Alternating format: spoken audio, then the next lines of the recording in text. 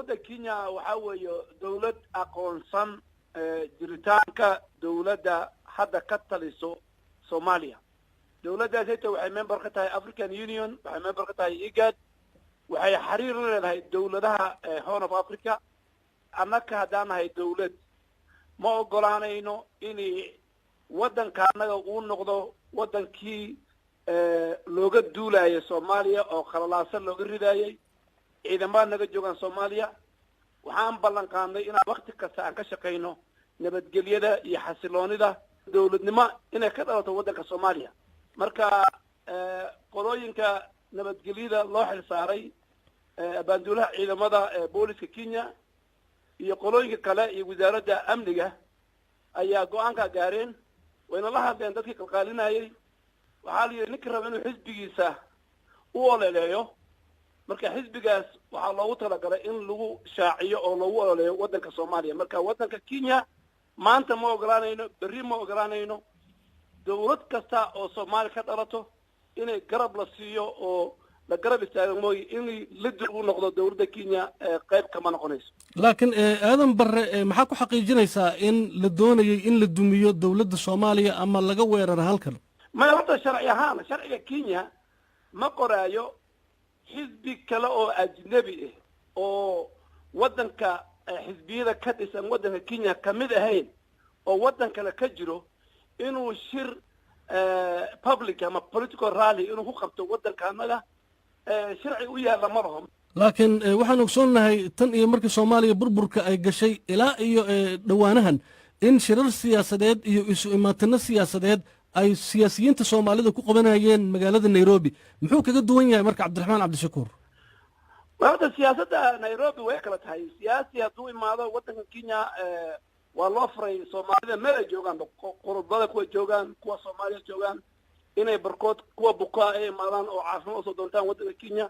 inay ka ganacsadaan inay imaadaan ku nastaan marka shirar yar oo dad shakhsi taas anaka muhiim ma aragno laakiin shir la shaaciyay oo public laga dhigay oo intaas oo kumaadad isku yeerayo taas sharciga wadanka Kenya ma ogolo hadda ka hor shir noocan oo kale kama dhicin wadanka Kenya oo laga soo horjoodo dawlad ka dhisan Muqdisho marka ma la idinka codsaday ma dawladda Soomaaliya idinka codsatay talaabadan inay qaadaan maya sharciga wadanka anaga ayay waafaqsanayn amniga wadanka anaga arrimaha u dhisan bay waafaqsanayn xiriirka aan la leenahay dawladda Soomaaliya ayay waafaqsanayn xiriirka aan la leenahay wadamada kale oo ciidamada ka joogaan Soomaaliya ayay waafaqsanayn waxay waafaqsanayn arrinka anaka aan ka rabno inuu Soomaaliya ka dhaco Soomaaliya anaga aan ka rabnaa inuu noqdo wadan degan wadan dawladdiisa ay fursad la siini inay ummadda Soomaaliya ay fursad u siiso siday wadanka ugu degi lahaa oo nabadgelyo waarta looga heli lahaa arrintan iminka aad talaabada qaadeen ma loo arki karaa caburin inaad samaynaysaan caburin anaka xisbi Soomaaliya ka dhisan sharciga wadankan uma qoray hataa xisbiga hataa Mareykan ka dhisan marka hadduu yahay xisbi Kenya oo maanta loo diiday inuu shir ka dhigo bartamaha Nairobi taas waa loo arki karaa inay caburin tahay laakiin xisbi ajnabi oo la rabo inay meeshan loogu ololeeyo aniga kula hadlayo waxaan ahay siyaasi xisbiyada wadankan ugu weyn baa madax ka yahay intaan kaco xisbiga Jubilee oo aan ka soo jeedo